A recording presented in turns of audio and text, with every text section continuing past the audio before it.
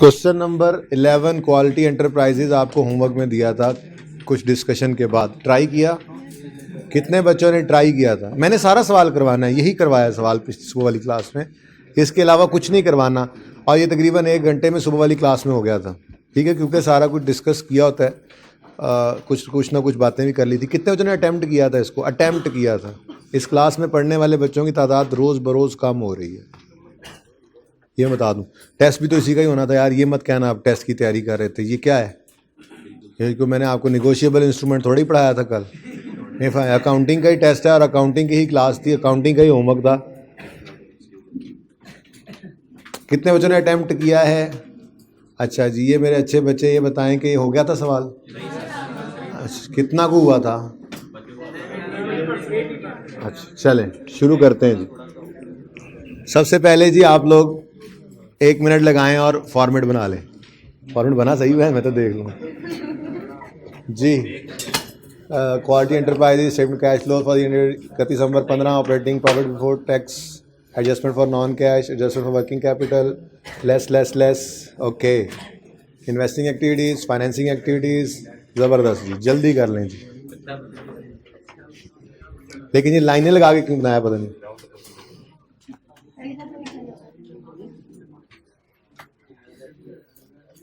मैं तो लिख लेता हूँ जी।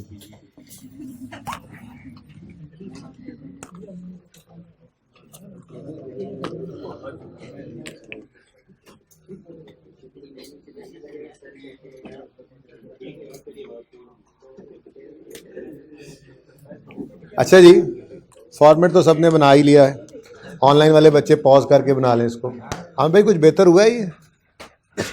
ओके जी, following are the extracts from income statement of quality enterprise for the year 31 December 15 and its statement of financial position as at that date together with some additional information. उसमें पहले आपको पता है हमारी तरतीब होती है, हम बैलेंस शीट के आइटम्स को लिखते हैं। लेकिन चूंकि सवाल आप लोगों ने घर पे किया, पास होने वाले बच्चों की बात कर रहा हूँ, बाकी भी नहीं कर रहा, ठीक है। तो आपको ये पता है हम कुछ चीज़ों को लेजर में ले जाते हैं, कुछ चीज़ों को वर्किंग वन में, कुछ को वर्किंग कैपिटल चेंजेस के अंदर, ठीक है। अब कैपिटल प्रॉफिट, रिवन सरप्लस, लोन, इनके तो लेजर्स बनने थे। ट्रेड पेबल्स ने वर्किंग कैपिटल चेंजेस में जाना था, लेकिन सवाल की एडजस्टमेंट नंबर 4 इससे रिलेट कर रही थी। अब पर्चा जब आप करते हैं, सवाल करते हैं, तो 2 दफ़ा सवाल को पढ़ के आप पर्चे में शुरू करते हैं उसको करना, ठीक है ना। तो उसका तरीकाकार ये हुआ करेगा कि एडजस्टमेंट 4 अगर interest, trade and other payables के साथ रिलेट कर रही है, तो अब सवाल के ऊपर ही आप ऐसे करके एडजस्टमेंट 4 लिख लिया करें, छोटा सा सवाल पढ़ते हुए, ये प्लानिंग हो रही होती है। ऐसे ही एडजस्टमेंट 5 रिलेट कर रही थी आपकी ट्रेड एंड अदर रिसीवेबल से, तो पर्चे के ऊपर ये मैंने सुबह वाली क्लास के अंदर लिखा है, ठीक है ना। ये 4 और 5 आप सवाल पढ़ते हुए अपने क्वेश्चन पेपर पे लिख लिया करें, ताकि आपसे ये मिस ना हो, ठीक है जी। कि ये जब आप इन पे पहुंचेंगे तो नॉर्मल रूटीन क्या है, जो कि आज टेस्ट में भी आपको अप्लाई करनी पड़ेगी। नॉर्मल रूटीन सादा सा सवाल है, ठीक है ना। नॉर्मल रूटीन क्या है? आप करंट एसेट्स और करंट लायबिलिटीज जो कि वर्किंग, इसके कैश एंड कैश इक्विवेलेंट के अलावा होते हैं, उनको आप ओपनिंग क्लोजिंग के डिफरेंस को लेकर वर्किंग कैपिटल में ले जाते हो। लेकिन जब कभी इस तरह की एडजस्टमेंट आ जाए कि है तो वो वर्किंग कैपिटल आइटम लेके जाना है चेंजेस में, लेकिन कोई एडजस्टमेंट उसको हिट कर रही हो, सवाल पढ़ते हुए ही उसको साथ लिख लो, ताकि जब उसको चेंज करने का मौका आए तो पहले उस एडजस्टमेंट को पढ़ के उसके डिसीजन को ले लें कि क्या करना है, ठीक है। कल मैंने आपकी क्लास में ना बड़ी तफसील से बात की थी, ऑपरेशंस क्या होते हैं और उसके अलावा वाली चीज़ें क्या होती हैं। तो आई वॉज एक्सपेक्टिंग कि आप लोग सवाल करके आएंगे, और अगर आप नीयत से अटैम्प्ट करते इस सवाल को तो बहुत बेहतर नताइज होते। लेकिन आप लोग तो टर्म टेस्ट की तैयारी कर रहे थे ना, अकाउंटिंग के टर्म टेस्ट की तैयारी कर रहे थे और अकाउंटिंग नहीं कर रहे थे। I don't know why. Balance sheet से स्टार्ट करते हैं सवाल, ये मैंने पहले ही लिख लिया है दोनों पॉइंट्स को। जब इन पे पहुंचेंगे तो ये साथ ही एडजस्टमेंट पढ़ के इनको तभी हम आगे जो है वो चलाएंगे, ठीक है जी। चलें जी, सबसे पहले बैलेंस शीट से स्टार्ट किया करते हैं। सबसे पहले बैलेंस शीट में क्या आ रहा है जी? कैपिटल और प्रॉफिट्स अलग आ रहे हैं, तो हम भी इनको क्या करेंगे, अलग अलग बना लेंगे, ठीक है जी। तो वर्किंग वन हमारी कैपिटल अकाउंट, टू जी बिल्कुल 2। कैपिटल अकाउंट ओपनिंग बता दें, 703। उसके बाद जी क्लोजिंग बता दें, 219। प्रॉफिट्स अलग है, अनअप्रोप्रिएटेड प्रॉफिट्स उन्होंने नाम लिखा हुआ है, छोड़ो हम अपने पसंद वाला नाम लिखेंगे जिससे कंफर्टेबल है हम। रिटेन्ड अर्निंग्स, एंट्रीज में भी हमें यही याद रहता है, ठीक है जी। रिटेन्ड अर्निंग्स, ओपनिंग बताइए 6697 और क्लोजिंग 10652, ठीक है।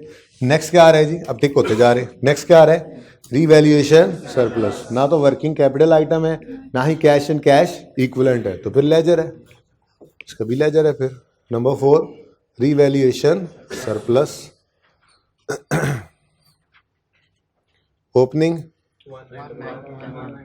19 बस, क्लोजिंग 2676। लगता है इस साल को रीवैल्यूएशन सरप्लस आया है, पर हमें क्या। Next 10% bank loan, non current liability से पड़ा है, लॉन्ग टर्म लोन है। 10% का मतलब होता है कि ये एक ऐसा लॉन्ग टर्म लोन है जिसपे इंटरेस्ट रेट 10% पर एनम है, ठीक है। तो लॉन्ग टर्म लोन है जी, नाम लिखना है साथ तो लिख लो, 10% long term loan, opening, closing. मतलब क्या होगा वैसे इसको देख के क्या लगता है, मतलब इसी साल में लोन इनफ्लो हुआ है, कैश इनफ्लो हुआ है, लोन लिया है हमने, पहले तो था नहीं, ठीक है जी। नॉन करंट एरिया खत्म, बारी आती है जी करंट की, और वो है ट्रेड एंड अदर पेएबल्स, ठीक है जी। अब वर्किंग नंबर 6 में हम ट्रेड एंड अदर पेएबल्स को ले आए, क्योंकि एडजस्टमेंट इसको हिट कर रही है, तो डायरेक्ट इसको लेकर नहीं जा सकते, ठीक है। तो क्लोजिंग और ओपनिंग 4953 और 3337 ये क्वेश्चन में हमें गिवन है, तो यहां पे हमने लिख लेना है एज पर क्वेश्चन। कितना कितना है जी, 53 और 3337, ठीक है। ओके, अब आ जाए एडजस्टमेंट की तरफ। मैंने कल आपसे ये सारी बात तफसील से कर दी थी, ठीक है ना, कि sale less cost of sale GP, फिर लेस एडमिन लेस सेलिंग, ये आ जाता है प्रॉफिट फ्रॉम ऑपरेशंस, जहां पे ये खड़ा हुआ है इस वक्त सवाल।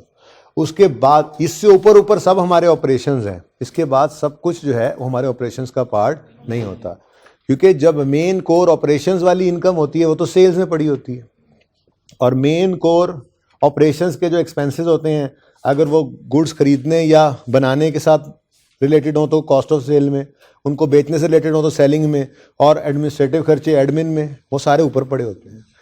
अगर फिक्स एसेट बेचा, उस पर गेन आ गया, कभी कभार होने वाला काम है, तो अदर इनकम में।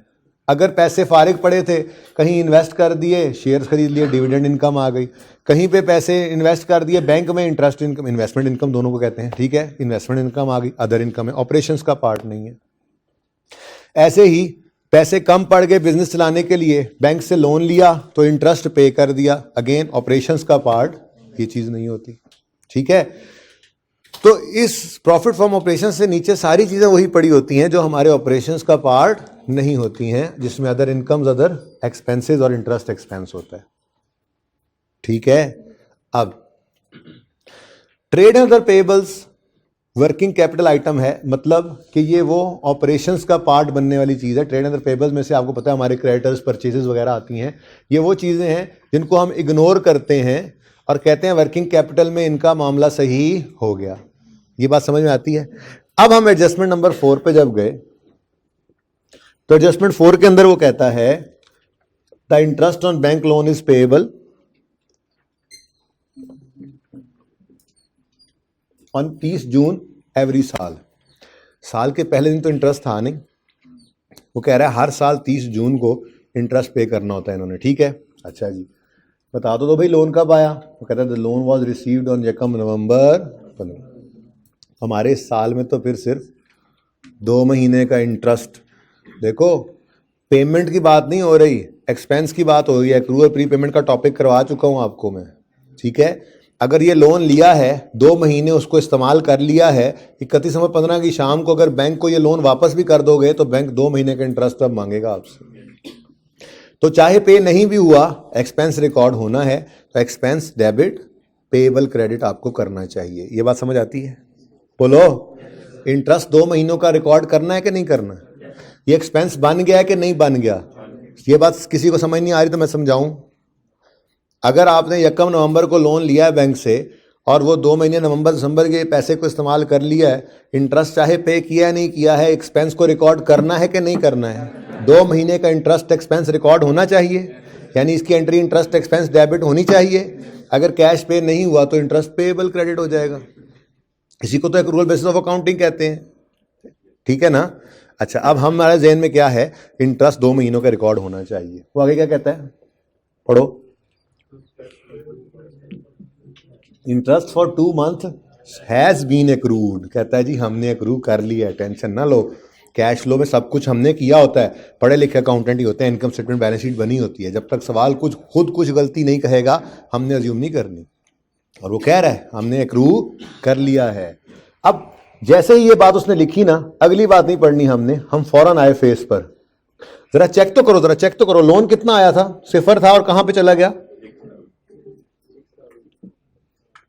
लोन कितना आया बता दो?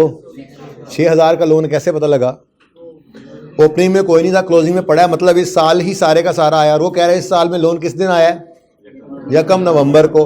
अब 1 नवंबर को 6000 का लोन आया है, इंटरेस्ट रेट उस पर 12% है। 2 महीने का इंटरेस्ट निकालना, जरा निकालो सारे बच्चे, कितना आता है?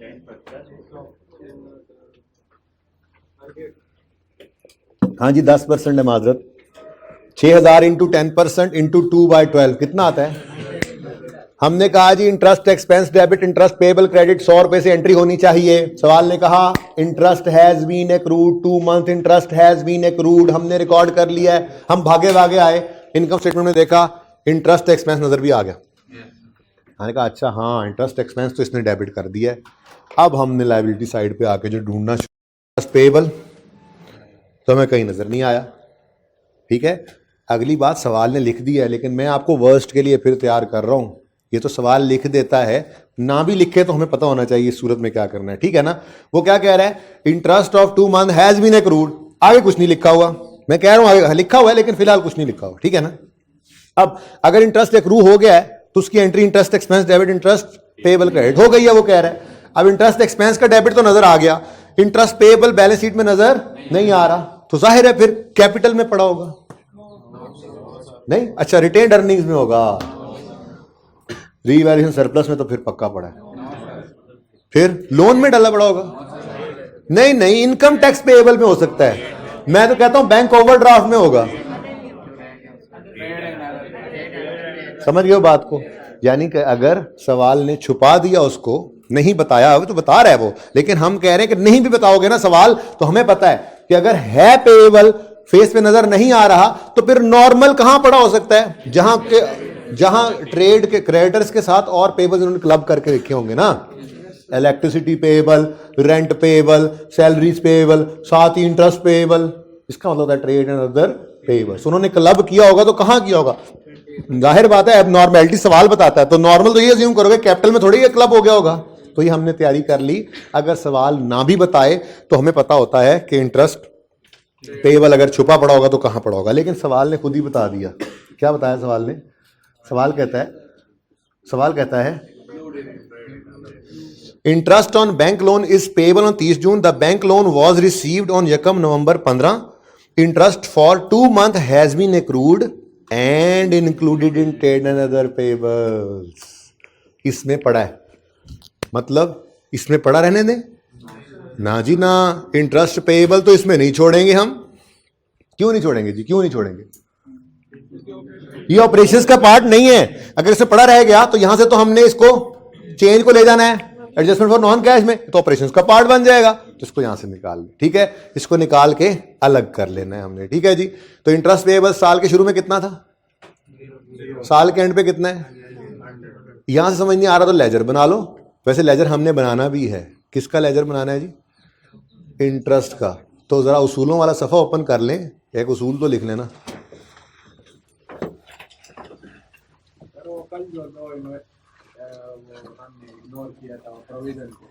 हाँ,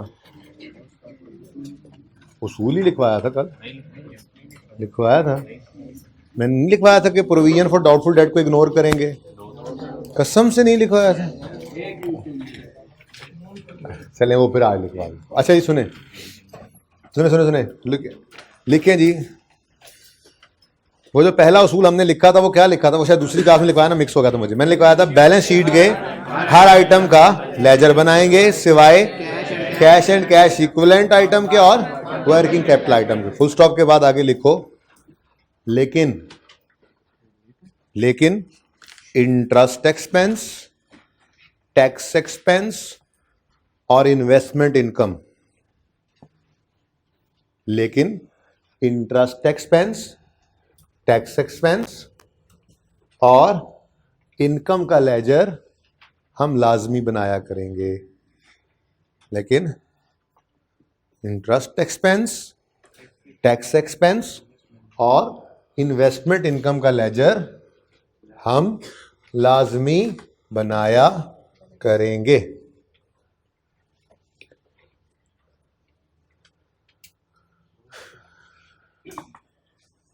ठीक है जी, सही है ना?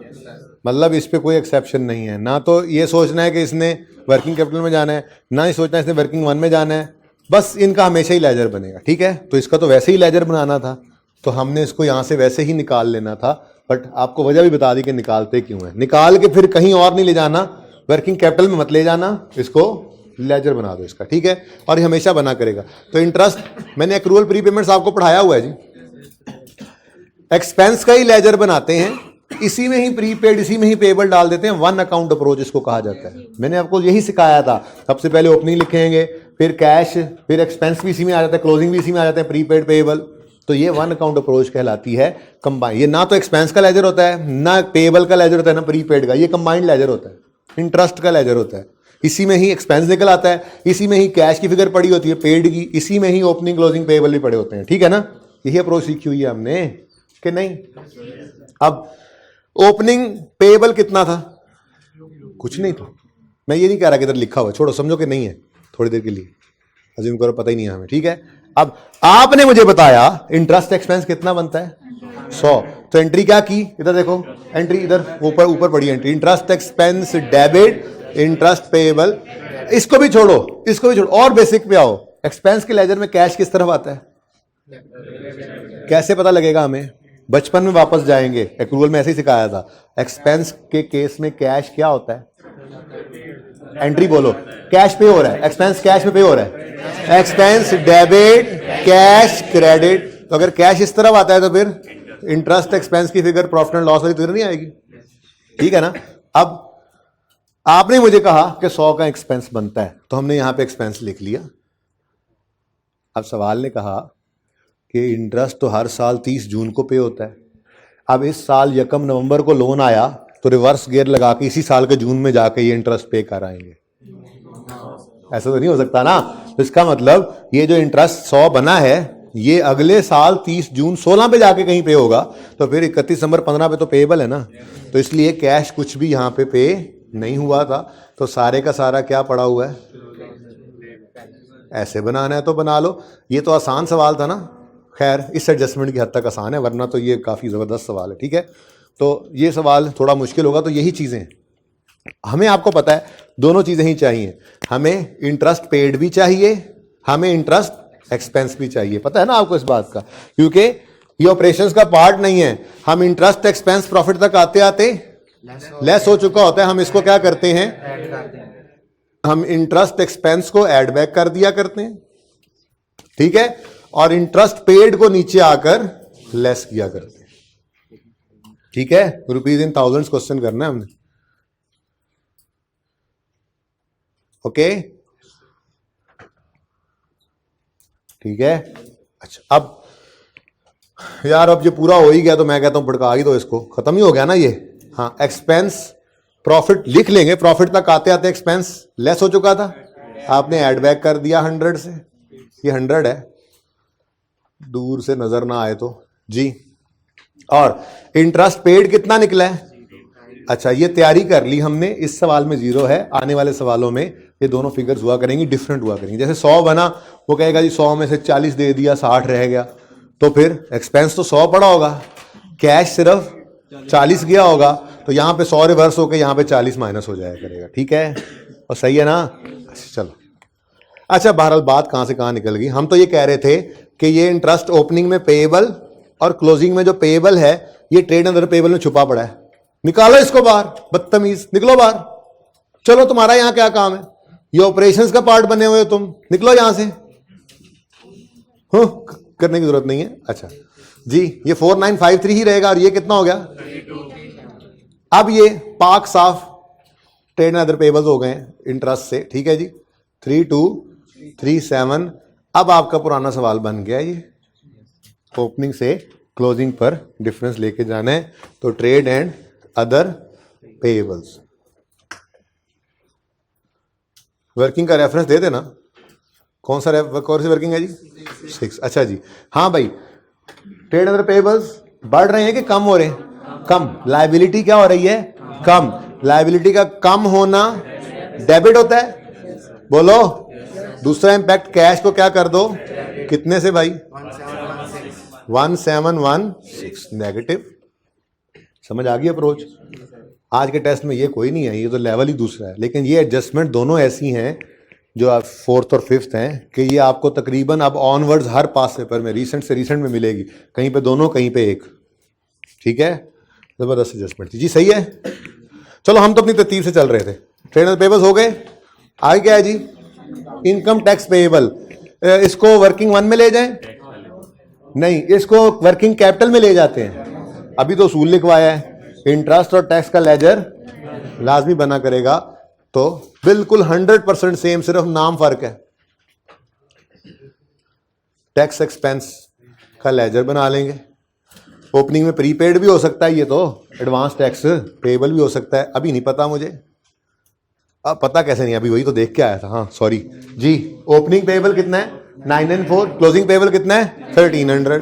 तो 994 और 1300। ऊपर नकल ना करिएगा प्लीज, ना नजर जाए ऊपर वाले लेजर पे। मेरा सवाल, एक्सपेंस के लेजर में कैश किस तरफ आता है? अब इसके लिए दोबारा सोचा करो, एक्सपेंस है, कैश एंट्री किया करो, बेसिक वाली, पहले दूसरे दिन वाली। एक्सपेंस डेबिट तो कैश क्रेडिट, तो एक्सपेंस में डेबिट साइड पे कैश आ गया, तो फिर एक्सपेंस किधर आएगा? ठीक है, अब एंड पे देखते हैं जब डाटा आ जाएगा। तो फिलहाल तो ओपनिंग क्लोजिंग लिखा मैंने से, समझ रहे हो? एक रह गया, बैंक ओवरड्राफ्ट। ये कहां जाएगा? कैश एंड कैश इक्विवेलेंट में। ओपनिंग, चलो जगह छोड़ दो एसेट की, बैंक ओडी। ओपनिंग 0 है, अच्छा, क्लोजिंग 0 है। ओपनिंग 27 और क्लोजिंग 0।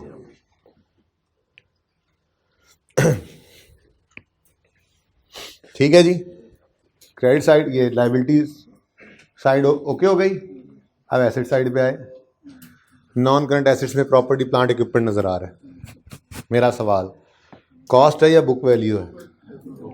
क्योंकि अक्यूमुलेशन फेस पे नजर नहीं आ रही है, तो फिर लाजिम है ये किस पे पड़ा होगा? तो अब ये सवाल आपने घर पे पढ़ा तो होगा कम से कम।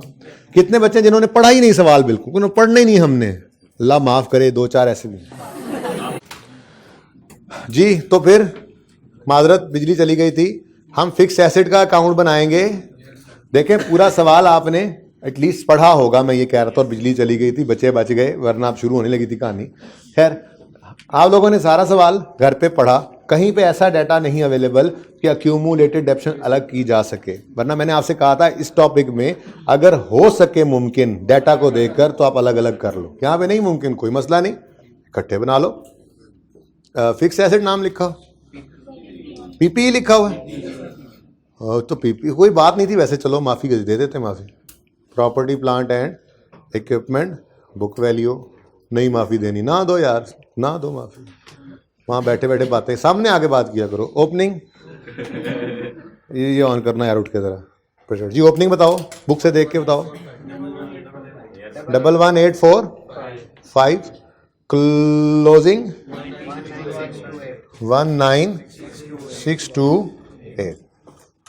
ठीक है जी। उसके बाद क्या नजर आ रहा है?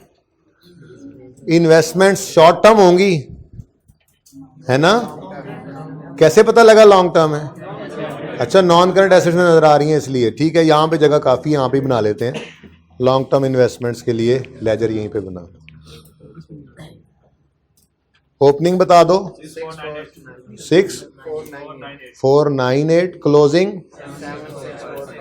7,645। अच्छा, कैसा लग रहा है वैसे ये टॉपिक आपको? ये मैक्सिमम आज का सवाल मैक्सिमम, बस एक दो चीजें इसके अंदर ऐड करनी है हर रोज। कभी यहां पे लॉस ले आएंगे, कभी प्रॉफिट सवाल में मिस कर देंगे इस मेथड के अंदर, कभी इन्वेस्टमेंट प्रॉपर्टी आ जाएगा, सीखा हुआ काम दोबारा हो रहा होगा, ये जैसे रिवैल्यूएशन आ गया। ठीक है ना? तो सवाल टॉपिक आपको आ गया, क्योंकि आज तीसरा दिन निकाले थे, तो इतने के दिन मैंने आपको कहे थे। अब आज आप ये सवाल कर लेने के बाद इंशाल्लाह कोई भी आई कैप का सवाल पासिंग मार्क्स की हद तक कर सकते हो आप। तो मैंने अभी टेस्ट के अंदर उस लेवल का सवाल नहीं डाला, ऐसे ही जो होमवर्क में देना था वो आपको टेस्ट में दे दिया। ठीक है ना? ओके। अच्छा जी, वैसे दूसरों को मैंने अच्छा सवाल दिया है, लेकिन वो भी कह रहे थे मजाक ही किया आप लोगों ने, क्योंकि ये टॉपिक अगर ग्रिप में आ जाए तो फिर मुश्किल नहीं है। FAR 1 वालों को ना, उनको तो कैश फ्लो खत्म हो गया ना, इनकम एक्सपेंडिचर चल रहा है उनका, तो अब इससे अगला टॉपिक। ठीक है, तो वो लोग ये कह रहे थे, मैंने तो अब तो मुश्किल सवाल ही दिया था, उन्होंने कहा सर आसान ही था ये तो। बिल्कुल, मतलब कहने का ये, अगर ये टॉपिक ग्रिप में आ जाए तो 70% मार्क्स इसमें से इंशाल्लाह पक्के हैं। ठीक है, ओके। अगर ग्रिप में आ जाए तो इसमें हंस रहे हो? अच्छा जी। उसके बाद करंट एसेट्स में इन्वेंट्रीज हैं और इन्वेंट्रीज के साथ कोई एडजस्टमेंट रिलेट नहीं कर रही है, तो फिर डायरेक्ट ले आओ इनको। इन्वेंट्रीज बढ़ रही है, कम हो रही हैं? बढ़ रही हैं। इन्वेंट्रीज एसेट है, एसेट बढ़े तो डेबिट। दूसरा इंपैक्ट, कैश को क्रेडिट शो कर दो, कितने से? 1569 नेगेटिव। ठीक है जी, आगे बढ़े। नेक्स्ट क्या है जी? अब इसके साथ भी वही वाला असर हो रहा है। ठीक है, इसके साथ भी एडजस्टमेंट रिलेट कर रही है, तो हम नहीं बल्कि बड़ा टाइम है, 2 मिनट आप लें, एडजस्टमेंट 5 को पढ़ें। बस फर्क क्या पढ़ना है, इधर देखो, मैंने अभी आपको एक्सपेंस सिखाया और उसका पेबल था, वो ट्रेड और पेबल पढ़ा था। आपने इंटरेस्ट एक्सपेंस का लेजर बनाया, उसको ओपनिंग क्लोजिंग को माइनस कर लिया पेबल से, और जो बाकी बचा था उसको रेगे वर्किंग कैपिटल में। यहां पे इनकम है तो लेजर बना लेना इनकम का। ओपनिंग क्लोजिंग रिसीवेबल भी हो सकता है, अनअर्न्ड भी हो सकता है। रिसीवेबल ही है वैसे, रिसीवेबल आएगा, वो इन रिसीवेबल में छुपा पड़ा होगा, उनको माइनस करना। 100% सेम एडजस्टमेंट है, सिर्फ मैंने एक्सपेंस कराया है, ये इनकम है। 2 मिनट आपके पास है, जल्दी करें, जल्दी करें। बस ये सवाल में और कुछ नहीं, जान कोई नहीं है, बस यही एडजस्टमेंट है, यही 2 एडजस्टमेंट्स हैं। क्योंकि कैश फ्लो की जान आप तकरीबन निकाल चुके हैं, अब हर सवाल में 1-2 एडजस्टमेंट्स की जान निकाला करनी है हमने, कैश फ्लो तो हो जाया करेगी।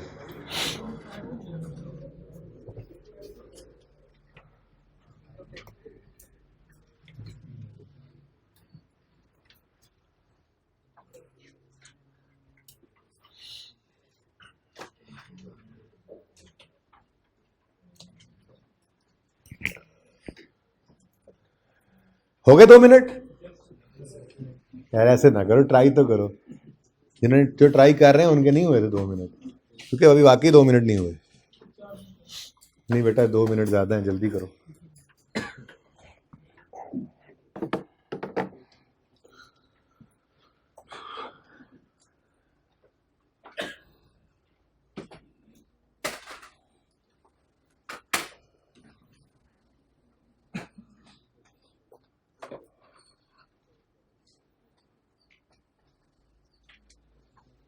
प्यारे बच्चों जल्दी करो, टर्म टेस्ट भी देना है, 1.5 घंटे का है तकरीबन।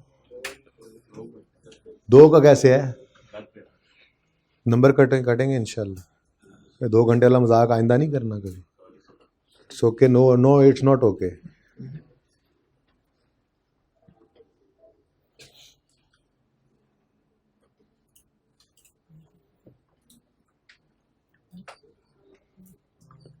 हाँ जी, कितने बच्चे कर चुके एडजस्टमेंट? माशाल्लाह 2-3 कर भी ली। जल्दी करो सारे, जल्दी करें, जल्दी। सॉरी, बिजली आज बहुत तंग कर रही है।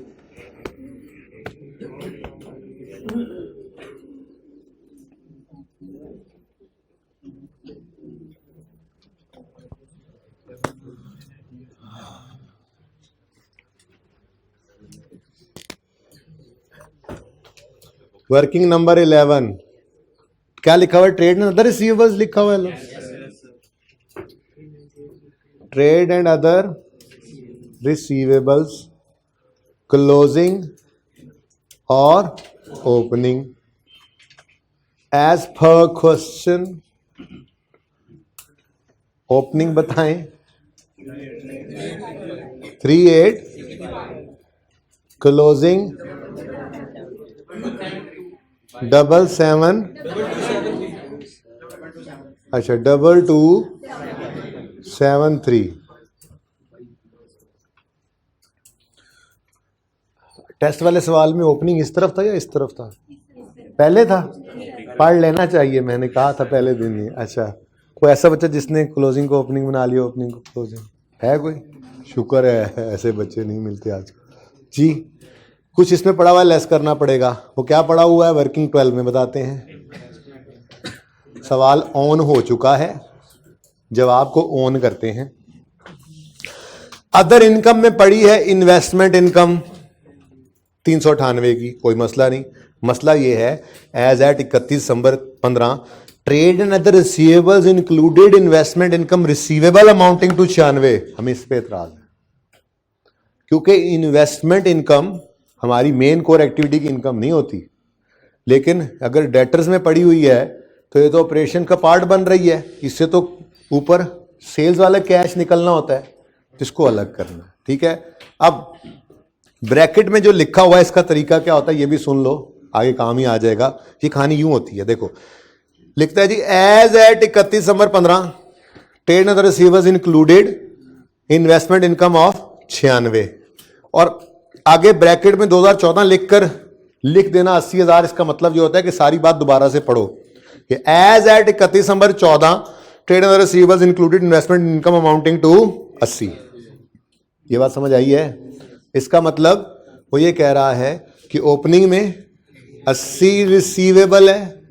कौन सा रिसीवेबल? Investment receivable. अच्छा, ये इंटरेस्ट इनकम हो या डिविडेंड इनकम हो, दोनों को ही इन्वेस्टमेंट इनकम कहा जा सकता है। ठीक है ना, ब्रॉडली स्पीकिंग। अगर इन्वेस्टमेंट आपने बैंक में डिपॉजिट करवा दिए पैसे, तो वहां से इंटरेस्ट जो आएगा वो आपकी उस इन्वेस्टमेंट की इनकम है। और अगर आपने शेयर्स खरीद लिए हैं किसी के, तो जो डिविडेंड आएगा वो आपकी इन्वेस्टमेंट इनकम है। ठीक है, ब्रॉडली स्पीकिंग कह सकते हैं, इनको कह सकते हैं, लाजमी नहीं कि कहते हैं। इन्वेस्टमेंट रिसीवेबल इनकम नहीं, रिसीवेबल पे एतराज है। रिसीवेबल तो रिसीवेबल ही पड़े होंगे ना, 96। हाँ जी, तो भाई आंसर निकालो और अपना काम तो करो। 3785 डबल। लो भाई, अब पाक साफ रिसीवेबल्स हैं। ठीक है जी, क्लोजिंग ओपनिंग से क्लोजिंग तक जाते हुए ये कम हो रहे हैं। तो पहले तो लिखो ना नाम, जो लिखा हो नाम वही लिखना है। Trade and other receivables. Working कौन सी कर रहे हो? 11 गालिबन। हाँ भाई, कम हो रहे हैं बढ़ रहे हैं? कम हो रहे हैं बढ़ रहे हैं? कम हो रहे हैं। एसेट कम हो तो क्रेडिट। दूसरा इंपैक्ट कैश को क्या कर दो? डेबिट। डेबिट मतलब पॉजिटिव के साथ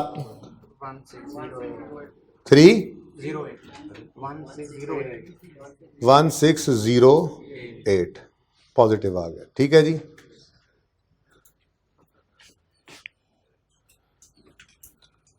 सही है। हाँ भाई, सवाल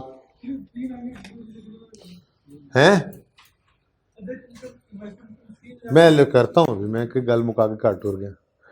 अभी सिर्फ मैंने ओपनिंग क्लोजिंग रिसीवेबल्स को निकाला, यानी इधर देखो, जैसे इंटरेस्ट एक्सपेंस का सामने ही बनाया इसके, इंटरेस्ट ये बिल्कुल वर्किंग सामने किए, ताकि जिंदगी में आपके लिए ये खाका रहे कि दो ही तरह की चीजें हो सकती हैं कि इंटरेस्ट एक्सपेंस, दूसरा इन्वेस्टमेंट इनकम। ठीक है ना, आमने सामने इसलिए रख दिया इनको। ठीक है, यहां इंटरेस्ट एक्सपेंस का लेजर बना था, यहां पे हम इंटरेस्ट लिख जाता हूं, इन्वेस्टमेंट इनकम। Investment income. ठीक है, हाँ भाई, इनकम के लेजर में कैश किधर आएगा? उधर छाती मार के नकल नहीं करनी, दिमाग में सोचना है इनकम के केस में ऐसे आंखें बंद हो जाएंगी आपकी। इनकम के केस में कैश आता है, कैश का आना डेबिट, तो इनकम का लेजर कभी गलती नहीं होगी इंशाल्लाह। फिर तो अगर कैश इस तरफ आ रहा है तो फिर इन्वेस्टमेंट इनकम इस तरफ आ जाएगी डेबिट साइड में। अब ये 398 का मेरे चांद ये करना था, जैसे इंटरेस्ट एक्सपेंस को वहां से निकाल के तो लिखा हुआ है ना, ऐसे ही इस इन्वेस्टमेंट इनकम को यहां पे लिख लो 398। साथ ही साथ सवाल ने यहां पे आपको तंग नहीं किया, बल्कि ओपनिंग क्लोजिंग रिसीवेबल भी बता दिया है। सब बताया तो हुआ है, जो ऊपर आपने माइनस किया। ओपनिंग में रिसीवेबल है 80 का, क्लोजिंग में रिसीवेबल है 96 का।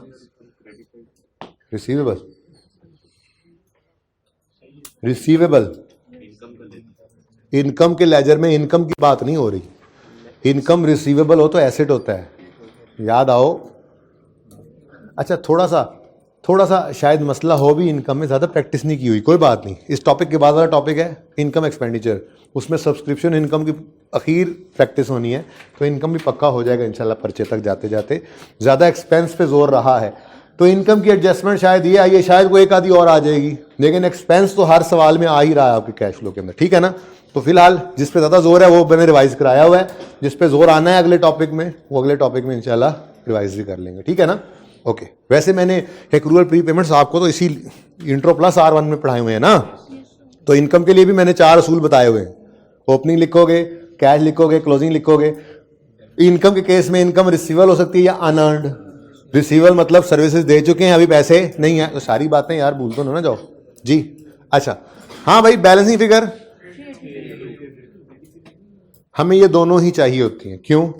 प्रॉफिट तक आते आते इनकम ऐड हो चुकी होती है, हम उसको क्या करेंगे, रिवर्स। और हमें चाहिए ये कैश इन्वेस्टिंग एक्टिविटी में, इसको इनफ्लो के तौर पे लिख लेंगे। चलो जो लेजर पूरा हो गया उसका काम भी पूरा कर ही दें। तो प्रॉफिट तक आते आते इंटरेस्ट इनकम, इन्वेस्टमेंट इनकम क्या हो चुकी है, ऐड। तो क्या कर दोगे आप, लेस इन्वेस्टमेंट इनकम। सवाल में गिवन है 398 हो गया। कैश ये नॉन कैश रिवर्स हो गया। अब कैश यहां पे लिख लो, cash received from investments, working number 12, कितना जी, 382, पॉजिटिव है, इनफ्लो है। और यार जैसे यहां पे गेन या लॉस ऑन डिस्पोजल रिवर्स कर देते थे और कैश रिसीव्ड लेते थे, ऐसे ही ये इंटरेस्ट इनकम, इनकम एक्सपेंस नहीं चाहिए हमें कैश रिसीव्ड कैश पेड चाहिए, दैट्स इट, ठीक है। हाँ भाई, और तो सवाल में जान ही कोई नहीं। अब मैं कहता हूं इनकम स्टेटमेंट को भी उड़ा ही देते हैं सारी को, उसमें क्या रह गया, ताकि फिर सिर्फ 2 एडजस्टमेंट्स जो रह गए वही कर देंगे। तो 7 असल में आ गई थी ना, बैलेंस शीट में आ गई थी दोनों एडजस्टमेंट्स, मैंने इसलिए करवा दी है, ठीक है ना। अब बैलेंस शीट में कोई आइटम रहा है जी, बंद तो नहीं किया था, बैलेंस शीट में कोई आइटम रहा है जी। बैलेंस शीट में क्या रह गया, सॉरी चले वो बंद हो गया था ना, कैश एट बैंक रह गया, तो इधर लिखवा दो। कैश है या कैश एट बैंक है, कैश एंड बैंक है, तो कैश एंड बैंक लिख लो भाई, कैश एंड बैंक। ओपनिंग कितना है, 4 है, positive. Closing 3996।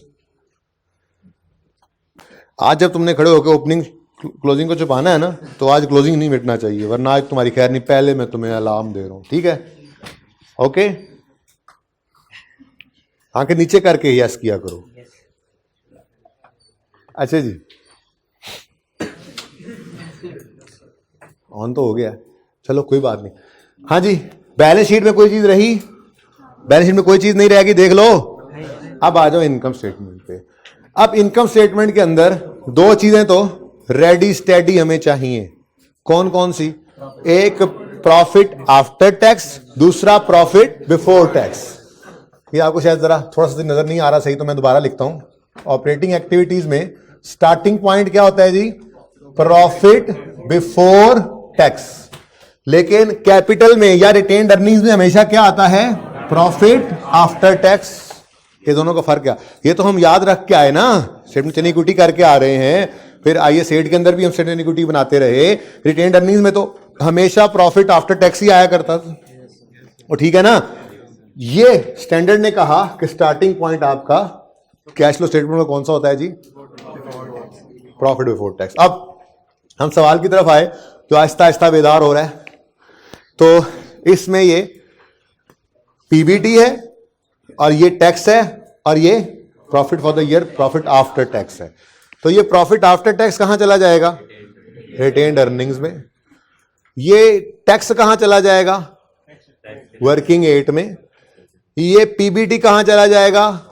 Operating activities, start of statement of cash flows. ये 100 जा चुका है वर्किंग 7 में। इसके ऊपर अभी जंग चल रही है, ठीक है ना। इसमें से फिलहाल पता लगा है हमें सिर्फ क्या कि 398 इन्वेस्टमेंट इनकम है, जिसको हम लेकर चले गए हैं वर्किंग नंबर 12 में। बाकी क्या बचता है वैसे 1357 में से? बताना पसंद करेंगे? बड़ी मेहरबानी जी। 959 ये क्या चीज है अभी पता नहीं चल रहा, ठीक है। इसका मतलब ये सब चीजें तो अभी टिक हो गई हैं, होने वाली हैं। ये तो कहीं जाना नहीं होता, ये तो वैसे ही टोटल था। ओके, तो रिटेन्ड अर्निंग में 6283 ले जाएंगे। पैट ने आना है इधर, ठीक है। अगर टैक्स ना हो तो दोनों सेम होते हैं ना। डन हो गया जी। उसके बाद 1367 टैक्स है, 1376 सब चीजें तैयार पड़ी हैं, सिर्फ लिखते जा रहे हैं। नेक्स्ट 7659 स्टार्टिंग 7659, फिर 100 वर्किंग 7 में जा चुका। मैं तो यूं कह रहा हूं ना कि आप साथ साथ एडजस्टमेंट सल मैंने करवा गया था, आइंदा से नहीं करवाया करूंगा। आइंदा से पूरी बैलेंस शीट पोस्ट करेंगे, पूरी इनकम स्टेटमेंट पोस्ट करेंगे, फिर एडजस्टमेंट पे जाएंगे। वो तो मजबूरन खैर एडजस्टमेंट ही ऐसी थी ना कि वो उन्होंने ट्रेड अदर पेबल्स को जीरो को हिट कर दिया था और निकले बीच में से इंटरेस्ट वगैरह, ठीक है। तो ऐसा हो जाए तो कोई फिगर यूज भी हो चुकी होती है। तो ये ऑलरेडी वर्किंग 7 में जा चुका है, ठीक है। उसके बाद 398 इन्वेस्टमेंट इनकम है, जा चुकी है। अभी हमें फिलहाल सिर्फ किसका नहीं पता चल रहा, इस 959 का। चलो अल्लाह खैर करेंगे। फिलहाल ये मैं यहां लिख लेता हूं क्योंकि मैंने सवाल हिला देना है, ठीक है। और बाकी सारी चीजें टिक हो चुकी हैं और इसमें से भी सिर्फ और सिर्फ हमारा गया है, एक फिगर सिर्फ रह गई है जिसका पता नहीं लग रहा, बाकी जो जहां जाना था वो जा चुका है, ठीक है ना। सारी इनकम स्टेटमेंट भी हमारी टिक हो चुकी है। अब एडिशनल इंफॉर्मेशन है और मजे की बात है, इतनी आसान कि क्या बताऊं, ठीक है जी। हम यहां से शुरू करते हैं। नंबर 3, ये उसूल वाकई आप लोगों को नहीं लिखवाया मैंने। चलो उसूलों वाले सफ़े पे आओ और लिखो उसूल। प्रूफ शुरू तो बाद में करेंगे, उसूल लिख लो। कैश फ्लो के सवालों में अच्छा थोड़ी सी ना स्टार्ट में इतनी कोई जगह छोड़ देना कि मैं डायरेक्ट या इनडायरेक्ट का लफ्ज बाद में ऐड करवा सकूं। मैं जानबूझ के भी मेथड नहीं लिखवा रहा कि ये कौन सा चल रहा है। ये एक बार याद हो जाए ना, पक्का हो जाए, फिर मैं बताऊंगा अच्छा ये वाला मेथड ये था, दूसरा मेथड भी है, वो बहुत आसान है, ठीक है ना। लेकिन नाम मैं भी बोलना नहीं चाह रहा, भाई एक लफ्ज की जगह सिर्फ छोड़ देना, स्टार्ट में वो लिख सकें, मैं डायरेक्ट या इनडायरेक्ट जब लिखवाऊं तो। फिलहाल सिर्फ लिखो कैश फ्लो के सवालों में, कैश फ्लो के सवालों में हम बैड डेट एक्सपेंस को हमेशा इग्नोर करते हैं, हमेशा लाजमी इग्नोर करते हैं, कोई ऑप्शन नहीं है भाई, ठीक है ना। और बैड डेट एक्सपेंस का पता है ना, बैड डेट एक्सपेंस के अंदर एक तो बैड डेट रिटर्न ऑफ होता है एक्चुअल, और दूसरा प्रोविजन ओपनिंग क्लोजिंग का डिफरेंस जो प्रॉफिट एंड लॉस में फेंकते हैं एक्सपेक्टेड, वो भी इकट्ठा करके हम बैड एक्सपेंस कह देते थे, ठीक है ना। इस पर कोई मसला तो नहीं है ना। अच्छा, तो कभी पर्चे में सिर्फ बैड रिटर्न ऑफ लिख दे और प्रोविजन ना लिखे तो मतलब वो भी वही है जो मैं बात ये कर रहा हूं, ठीक है ना। एनीवेज लिखवा कर रहा हूं, कैश फ्लो के सवालों में हम बैड डेट एक्सपेंस को हमेशा लाजमी इग्नोर करते हैं। हमेशा लाजमी वैसे एक ही लिखा जा सकता था, बहरहाल चलो जरा ज्यादा स्ट्रेस देने के लिए मैंने, कभी इसको नहीं आपने कंसिडर करना, ठीक है ना। अच्छा सुन लो लिख लेना, फिर लिखने की मुसीबत पड़ी रहती है हर वक्त, सुनने वाली बात, असल बात सुनने वाली होती है। अगर मिसाल के तौर पे सवाल में बैड डेट आता है रिटर्न ऑफ और वो आप कहते हो जी सर ने कहा था इग्नोर कर दो, तो दिमाग में तो एक बात अड़ेगी, क्या यार बैड डेट रिटर्न ऑफ तो नॉन कैश एक्सपेंस है, हम एंट्री करते थे bad return of debit debtor credit, फिर बैड रिटर्न ऑफ को क्रेडिट करके प्रोविजन में डेबिट करते थे, कहीं पे कैश क्रेडिट तो नहीं होता था। तो मैंने माना कि ये नॉन कैश है, लेकिन इसको प्रूफ करने का भी वक्त नहीं आया। कल परसों शायद ये छोटी सी एग्जांपल करवाऊँ आपको जिसके अंदर ये प्रूव कर लेंगे। एक तो ये प्रूव हो जाएगा कि डेटर्स लेते हैं तो कैसे कैश आ जाता है, हालांकि जहनों के अंदर ये बात अड़ी हुई है सही कि इंटरेस्ट एक्सपेंस रिवर्स करके इंटरेस्ट पेड लेते हैं, इन्वेस्टमेंट इनकम रिवर्स करके इन्वेस्टमेंट रिसीव्ड लेते हैं। तो डेटर्स के केस में भी तो सेल क्रेडिट आ रही होती है, सेल को रिवर्स करके कैश रिसीव नहीं लेते, तो वो प्रूफ भी हो जाएगा।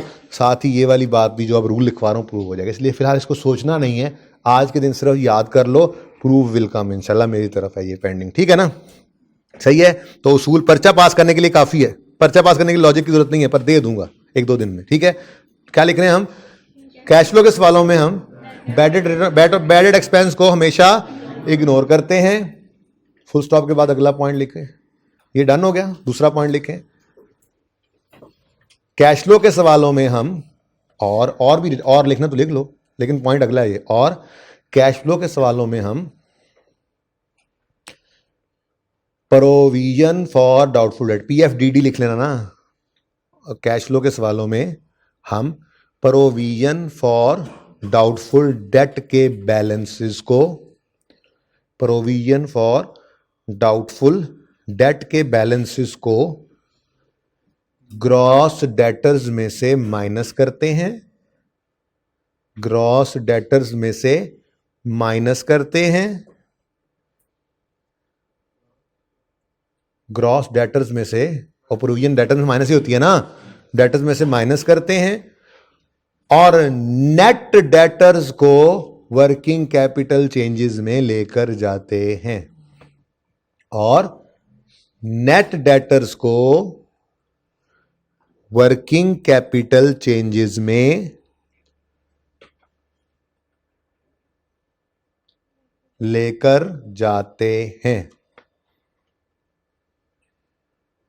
अब दोनों उसूल दोबारा सुन लो, आज सिर्फ उसूल है, इनको याद कर लो, कल इंशाल्लाह लॉजिक भी, कल या परसों होपफुली, क्योंकि कल भी अभी थोड़ा सा कुछ और चीज़ें सिखाऊंगा शायद, लेकिन एक सवाल करवाऊंगा उसके असल में ना, यहाँ पे ऑप्शन है, प्रोविजन को अगर आप नहीं करते ना डेटर्स में से नेट, तो फिर प्रोविजन को अलग से ट्रीट करना पड़ता है कैश फ्लो में, डेटर्स को अलग से। तो वो बचने के लिए उससे आसान काम कर लेते हैं हम, नेट डेटर्स को ले लेते हैं। तो ये प्रूव करूंगा इंशाल्लाह, दोनों काम करने आपको आते होंगे, लेकिन किया हमेशा यही करेंगे जो लिखवा रहा हूं, ठीक है। तो पहला उसूल क्या लिखवाया, बैड डेट एक्सपेंस को तो हमेशा इग्नोर करना है। अब आगे बात opening closing provision for doubtful debt का बैलेंस, तो इसको ओपनिंग क्लोजिंग डेटर्स में से माइनस करेंगे, नेट डेटर्स को ले जाएंगे वर्किंग कैपिटल चेंजेस, ठीक है। अब कल बड़ी बहस कर दी थी मैंने इसके ऊपर, तो क्या सवाल कह रहा है जी, पहली बात तो देखो सवाल क्या कह रहा है, trade debts written off during the year amounted to 200, क्या करें इसको, लाजमी इग्नोर, लाजमी, इनको सोचना ही नहीं है, ये कैसे हो जाएंगे कैश में, कैसे ये रिवर्स होंगे वो मेरा मसला है, प्रूफ कर दूंगा। फिलहाल तो आपको उसूल लिखवा दिया कि बैड रिटर्न ऑफ को हमने हमेशा क्या करना है, इग्नोर, डन, ठीक है। अगली बात आगे कहता है, the provision for bad debts as at 31/15 was 400, पिछले साल थी 550, यानी कह रहे हैं ओपनिंग प्रोविजन 550 है, क्लोजिंग प्रोविजन 400 है। अब इसका क्या उसूल लिखवाया अभी आपको, हम डेटर्स में से इसको नेट करके नेट डेटर्स को यूज करेंगे। अब कल बात कर नहीं ली इस पे मैंने, चलो अब कर रहा हूं। फिर आपने पीपीई को नेट कैसे कह लिया भाई, क्योंकि एक्यूमुलेशन का बैलेंस शीट के फेस पे नजर नहीं आ रहा था। चलें ठीक है, ऐसे ही मैंने पूछा, मैंने बात तो असल में सवाल तो ये था। अच्छा मेरा सवाल, जो यहाँ पे ट्रेड डेटर्स पड़े होंगे रिसीवेबल्स में, ठीक है, वो ग्रॉस हैं कि नेट हैं? कैसे कह सकते हो यार, प्रोविजन पड़ी है, प्रोविजन कह रहा है, अगर प्रोविजन है और बैलेंस शीट के फेस पे नहीं है तो फिर पक्की बात है कि वो net of provision he show हो रहे हैं। अगर ग्रॉस होते तो लाजिम था प्रोविजन का फेस पे नजर आना। ये बात कल बड़ी तफसील से की है मैंने, ठीक है। तो इसका मतलब ये भी क्या हुए पड़े हैं, नेट। अब बैड डेट रिटर्न ऑफ को हमने वैसे इग्नोर करना था लाजमी, और प्रोविजन को यूज करके डेटर्स को क्या करना था, नेट। हमें नेट डेटर्स ही मिल गए तो पूरा 0.3 ही हमने क्या कर दिया, इग्नोर। ठीक है जी, पूरा 0.3 क्या कर दिया, ये तो मैं पहले ही मैं लेके जा चुका हूँ इसको वर्किंग कैपिटल में, इसीलिए कि मैंने सवाल में इसको पॉइंट को क्या करना था, इग्नोर करना था। ठीक है ना। अब भाई उसूल लिख लिया, उसूल का अप्लाई होना समझ आ गया, लॉजिक तो मैंने समझा ही नहीं अभी, मैंने बस ये कहा है बैड रिटर्न ऑफ को हमेशा क्या करेंगे, इग्नोर, और प्रोविजन के ओपनिंग क्लोजिंग बैलेंस को ग्रॉस डेटर्स में से माइनस करके नेट डेटर्स को वर्किंग कैपिटल चेंजेस में लेकर जाएंगे। खान साहब समझ आ रही है।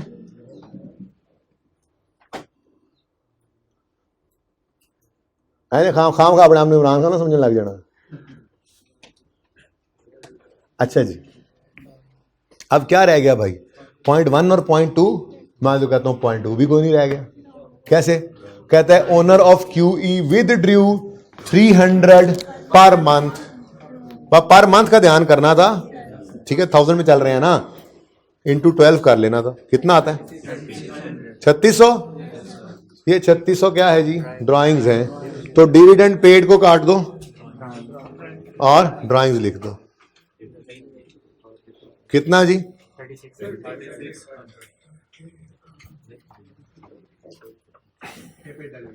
ठहर जाओ यार, और ठहर जाओ, रोड़ा पहन लगा जे नहीं थे। 3600 और टैक्स ने भी आना है ना अभी थोड़ी देर में। अच्छा, हाँ भाई, उसके बाद कैपिटल में नहीं भाई, अगर रिटेन्ड अर्निंग्स अलग हुई पड़ी हैं तो फिर ड्राइंग्स या डिविडेंड एक ही बात होती है ना, अल्टरनेटिवली यूज होते हैं। ठीक है, वो हम कहाँ पे शो करते होते हैं, फिर यहाँ पे आएंगी ड्राइंग्स 3600। ये बात समझ आई है मंसूर तुम्हें? अगर ये कैपिटल का अकाउंट एक ही होता ना तो फिर ड्राइंग्स भी इधर ही जाती, पैड भी इधर ही जाता, लेकिन क्योंकि प्रॉफिट्स अलग हैं तो फिर कैपिटल अकाउंट में सिर्फ घर से आने वाला कैश, फिर बाकी अप्रोप्रिएशंस इधर। ओके,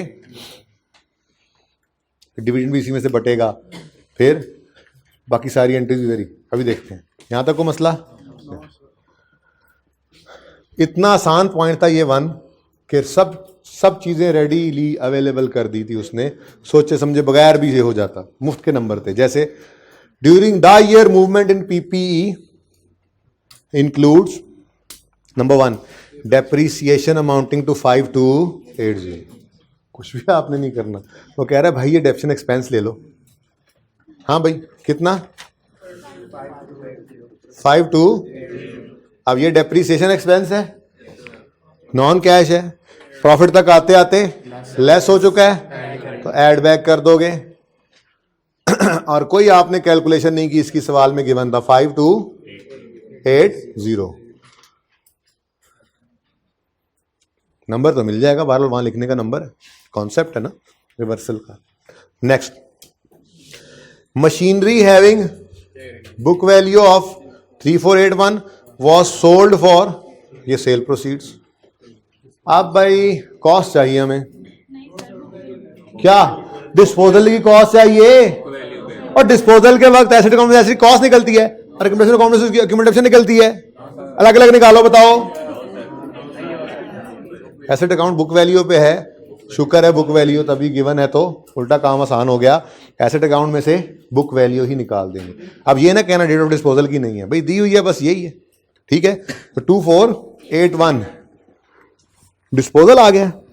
ऐसे आप ऐसे करेंगे पर्चे में, डिस्पोजल क्या करना है, डिस्पोजल लेजर बना लेना डिस्पोजल का, ऐसे थोड़ी बाजू एवं नहीं टूंगने जी, फौरन को डिस्पोजल आ जाओ, तुम आओगे तो हम डिस्पोजल अकाउंट बनाएंगे, चाहे बिल्कुल भी आसान हो एडजस्टमेंट। ठीक है, अब एसेट अकाउंट में से कितना 2481 एसेट अकाउंट से क्रेडिट होकर डिस्पोजल के अकाउंट में डेबिट कर देंगे। थोड़ा सा इसको दूर ही रखें तो मिक्स ना हो जाए। 2481 कहां से आया जी, ये PPE से है, बुक वैल्यू किधर गया जी, ये बैलेंस डिस्पोजल में जी। अब एक्यूमुलेटेड एक्शन कोई नहीं आ सकता क्योंकि बुक वैल्यू पर जो एसेट अकाउंट बन रहा था बुक वैल्यू ही आई है। ठीक है, अब ये बुक वैल्यू एसेट थी, ये सेल प्रोसीड यानी कैश है, डिस्पोजल अकाउंट में कैश किस तरफ आएगा, कैश डेबिट डिस्पोजल क्रेडिट 34। अब जाहिर सी बात है 24 वाली चीज के 34 मिलेंगे तो गेन ही आना है ना, कितना गेन? 9। वाह, ये भी मिल गया। यानी अदर इनकम में दो ही चीजें पड़ी थी, एक वो 398 उसने बता दिया था, ठीक है, और दूसरा ये छुपा पड़ा था उसमें, बदतमीज। चलो चलो चलो चलो चलो, शाबाश। Working number 13। हाँ चलो चलो चलो चलो चलो, वर्किंग नंबर 13 में चलो तुम भी चलो। ये भी टिक हो गया भाई, अब कुछ नहीं रह गया। ओके, अच्छा भाई, लेकिन हमें तो ये दोनों से ही तकलीफ होती है, आपको पता है। 959 गेन है, प्रॉफिट तक आते आते लेस हो चुका है, ऐड हो चुका है, तो फिर लेस कर दो इसको। Gain on disposal of working number 13 कितना? 959 लेस हो गया। और सेल प्रोसीड्स ऑफ डिस्पोजल, बस काफी है। चलो डिस्पोजल वर्किंग नहीं भाई, सवाल में गिवन था, क्या हो गया? 3,440 इनफ्लो है, ठीक है, यहां तक को मसला नहीं। Bullet 1 done, bullet 2 done, bullet 3 factory building was revalued from, book value given है जी, ये बुक वैल्यू गिवन है पीपीई की, बिल्डिंग की, बिल्डिंग पीपीई में पड़ी है, कितनी पता नहीं, कितने कहां से चला आ रहा था काम, 5963 गिवन है। और वो कह रहा है was revalued from carrying amount of 5963 to, यानी कि रीवैल्यूड अमाउंट जिसे कहते थे, इस पर ले गए हम, कितनी है ये? 8000, तो 20 रीवैल्यूएशन सरप्लस आ गया, ठीक है।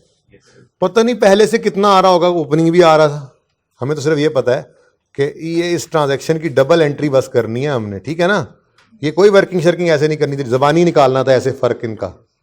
मैं तो वैसे ही जरा तफसील कर दी मैंने, टाइम ज़ाया करना था आप लोगों का। पीपीई डेबिट रीवैल्यूएशन सरप्लस इन ओसीआई वाला 2037 ये एंट्री करनी थी। ये सिर्फ आपको समझाने के लिए सारा काम किया है, डायरेक्ट यहां से देख लेना था आपने। सरप्लस आ रहा है तो 2037 से पीपीई डेबिट करो और रीवैल्यूएशन सरप्लस क्रेडिट कर दो। यहां पीपीई लिख लो। अगर ये यहां ना लिखते तो जब बैलेंसिंग फिगर इस तरफ निकालते अगर कैश, तो ये इतने से फिगर इन्फ्लेट कर जाती। हालांकि ये हमने फिक्स एसेट नया खरीदा नहीं है, ये पड़े पड़े महंगा हो गया है, बढ़ गया है, तो ये इनफ्लो थोड़ा ही है, आउटफ्लो थोड़ा ही है कैश का, ठीक है ना। तो इसलिए एंट्री करने से बचत हो जाएगी, ये कैश में शामिल नहीं होगा, ठीक है ना। ओके, आखिरी रह गया जी। An office building which had previously been revalued was sold at its carrying amount of 2599। लो भाई, ये भी भला कोई एडजस्टमेंट हुई? मजाक है ये? नहीं, ये मजाक हो रहा है। अच्छा जी, डिस्पोजल अकाउंट में खिंच तान के बना लेते हैं फिर। हाँ भाई, एक डिस्पोजल हुआ है जिसकी बुक वैल्यू कितनी है, और दसो कैरिंग अमाउंट वाज 2599, तो डिस्पोजल अकाउंट में यहां से 2599 निकल के जाएगा, 2599, ठीक है जी। पीपीई से ये बुक वैल्यू आई, वो कहता है इसकी बुक वैल्यू इतनी दी है, बुक वैल्यू पे ही बिक गया, मतलब कैश भी इस पे 2599 ही आया, तो जितने की चीज थी उतने की बिक गई, तो no gain no pain, sorry no loss, तो इसको कुछ नहीं कहना, गेन थोड़ा ही है, ठीक है। बस फिर एक ही फिगर निकलेगी इसके अंदर से, ठीक है।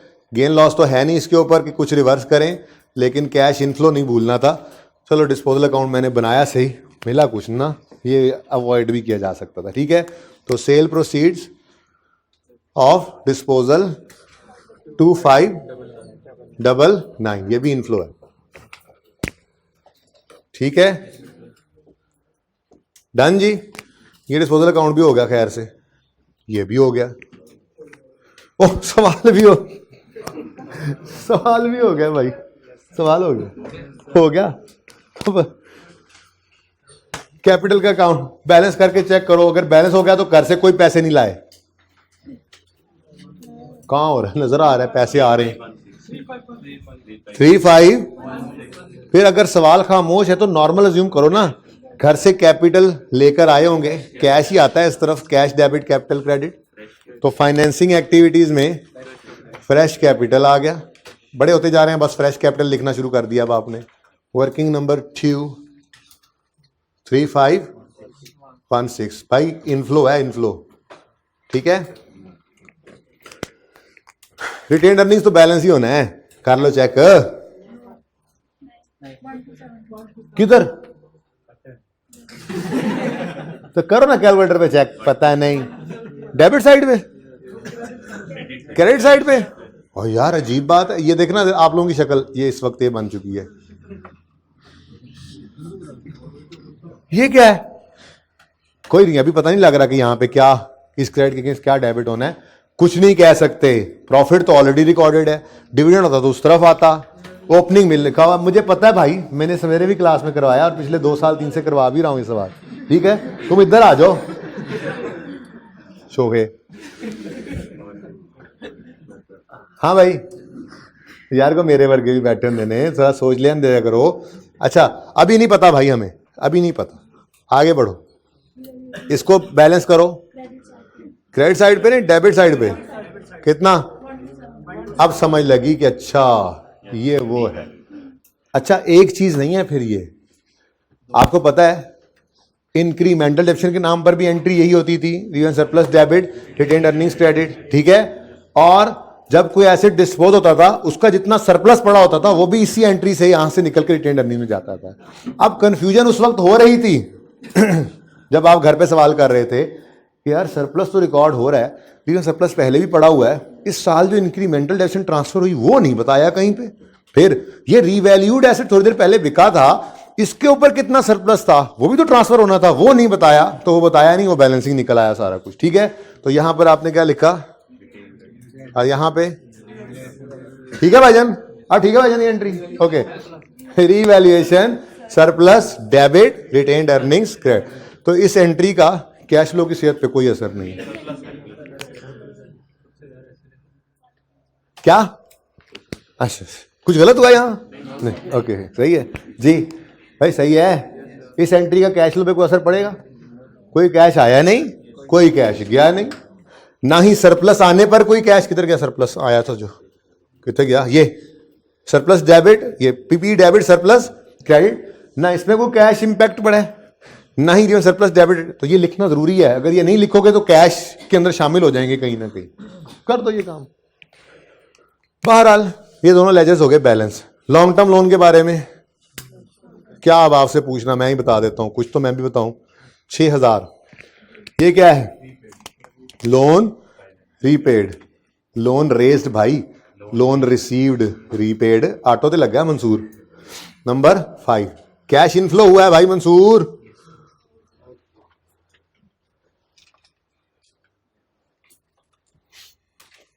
ठीक है okay. Next long term investment किस तरह बैलेंस आ रहा है, हुए कितना 11 ये 5 तुमने क्यों बोला है, नहीं 5 क्यों बोला है पहले तुमने, 1147। अब ये हो क्या सकता है भाई, एडिशन ही हो सकता है, कोई अब नॉर्मेलिटी सवाल ने बताई नहीं, इन्वेस्टमेंट्स बढ़ रही हैं, नई खरीदी होंगी, तो यहां पे क्या लिखेंगे, बस कैश पेड बूड अब नहीं लिखते हम लिखते हैं addition in long term investments. वो लंबी कहानी की बजाय छोटी कहानी लिख देते हैं हम। वर्किंग 10 है, 1147 आउटफ्लो है, ठीक है। हाँ भाई ये तो हो गया, साथ ही हो गया था, बोलो हो गया था ना, ये 100 भी चला गया और कैश भी चला गया था, ओके।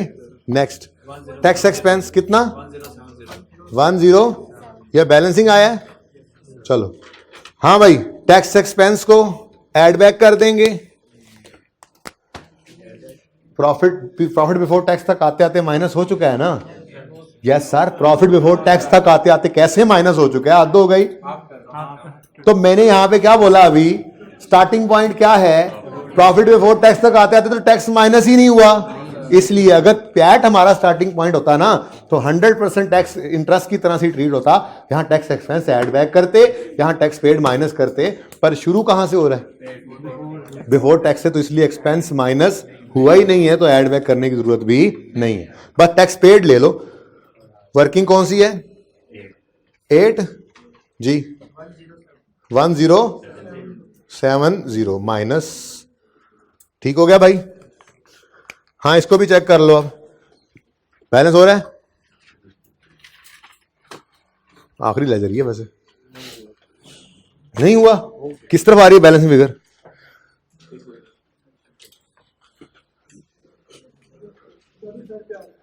धन्यवाद, तो मेरा हाथ से जाया होने के करीब पहुंच चुका है बहुत जी। 16106 भाई फरमा रहे हैं, तो 6 ही है, मैंने कब कहा 5 है, यही है बेटा, एडिशन है 16106 आउटफ्लो, ये क्या है जी, addition in PPE, working number 9, ठीक हो गया जी।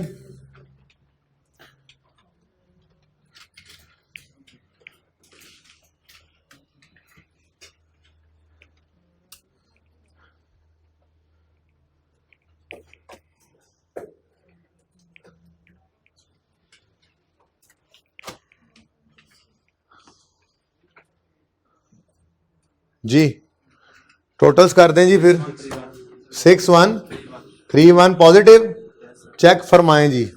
एक मुश्किल वाली कैलकुलेशन मैं भी कर रहा हूं,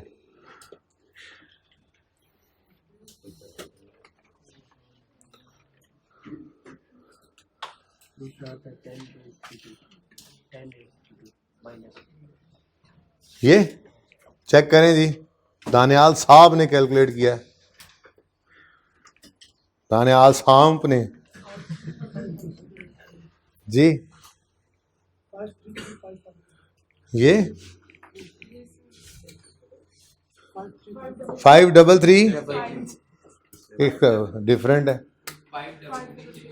5336,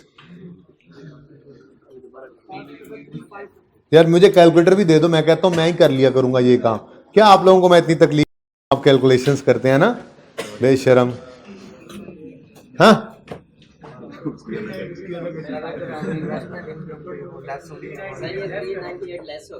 ये भी मेरा कसूर है, क्या तो मेरा कसूर है,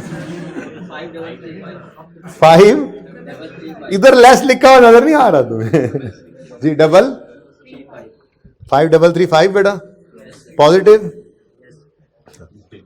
ये सही है, ओ यार चेक तो कर लो, कुछ रह तो नहीं गया, हो गया हुआ ये, अच्छा सही है जी, ये सही है भाई, तू रहन दे यार, तो बंदा ही ठीक, इधर आ यार, इधर आ यार उस्ताद, कल मंसूर की बारी होगी, ये क्या है, अच्छा भाई नेट कितना आ गया, ये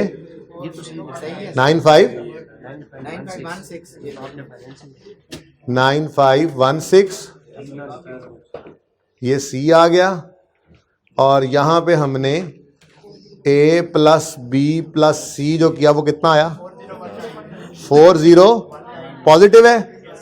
चल भाई मेरे दोस्त एक मिनट, यहां पे क्या आता है, -23, यहां पे 3996 है, ये 3996 बेटा छुपा के रखना है और मिटाना नहीं है, ओके चलो। हाँ भाई इधर -23 लिख दिया हमने, आंसर बताओ, 399 पॉजिटिव। अब ये भाई यहां खड़ा रहेगा, हम घर जाएंगे, समझ गए ना बात को, इसको हाथ में नहीं आज उठाने देना, आज तुम यहीं खड़े रहोगे, ठीक है, पर्चे में ये हाथ ऐसे रखना है और घर आके उठाना है, जज़ाकल्लाह, ठीक है जी। अच्छा सुने आप, जज़ाकल्लाह, ऐसे करते हैं ऐसे नालायक आदमी। अच्छा जी अब इधर आए, जरा इधर आए, ये देखें जी ऑटम 20 का 17 नंबर का सवाल मैं आज आपको होमवर्क दे रहा हूं। अब आप अपना लेवल चेक करें, लेवल ये पासे पर 17 है, टेक्सला लिमिटेड, तुम्हारे रास्ते में पड़ता है मंजूर, टैक्सले से होके आओ हैं, पर मर्दान से भी हुआ ना। अच्छा सुनो इधर, पीपी है, इन्वेस्टमेंट प्रॉपर्टी है, यही नई चीज है। बाकी inventory, trade receivable, prepayment, cash and bank, share capital, share premium आ गया, कोई मसला नहीं, आपको पता है शेयर प्रीमियम का, तो ट्राई करना है भाई। अब कल ना ऐसे मुंह उठा के आ जाना जैसे आज, कल मुंह रख के आना घर अगर सवाल ना हो तो। ओके, इक्विपमेंट की फेयर वैल्यू, अच्छा अच्छी अच्छी एडजस्टमेंट्स हैं 2-3। 0.7 वो एडजस्टमेंट है जो मैंने जबानी बताई हुई है, और भी सारे काम देखो मिलती जुलती एडजस्टमेंट्स। फाइनेंशियल चार्जेस 45 हैं, ट्रेड अदर पेबल इंक्लूड है, क्रूड फाइनेंशियल चार्जेस, बिल्कुल ऐसी एडजस्टमेंट जैसी आज हमने की। बात सुनो, ट्रेड अदर पेबल में कह रहा है जी फाइनेंशियल चार्जेस क्रूड पेबल पड़े हुए हैं, जैसे आज किया वैसे ही इस सवाल में करना है हमने, ठीक है। इन्वेस्टमेंट प्रॉपर्टी एक्वायर की, अच्छा जी, during the year fully depreciate, इंशाल्लाह कर लेंगे आप, सबसे रिसेंट क्वेश्चन है ये किताब में, तो आप लोग तैयार हैं। अब आई कैप के रिसेंट लेवल के ऊपर आ चुके हैं, आगे 2-3 दिन मजीद 4 दिन अभी चलना है ये काम, मेरी जरा तसल्ली होने तक, जब तक तसल्ली नहीं हो जाएगी ये टॉपिक करेंगे अभी हम, ठीक है ना। दूसरा मेथड भी तो करना है, तो कल और मे भी परसों भी ये मेथड ही चले, और उससे अगले दिन से दूसरा मेथड 2 दिन करके फिर ये टॉपिक खत्म, इनकम एक्सपेंडिचर शुरू करेंगे, ठीक है जी। तो टेक्सला लिमिटेड करना है, और टर्म टेस्ट 2 दिए बगैर कल कोई क्लास में आया, मुझे याद भी रहा कि मैंने ये कहा था, तो खैर नहीं उसकी। अल्लाह हाफिज।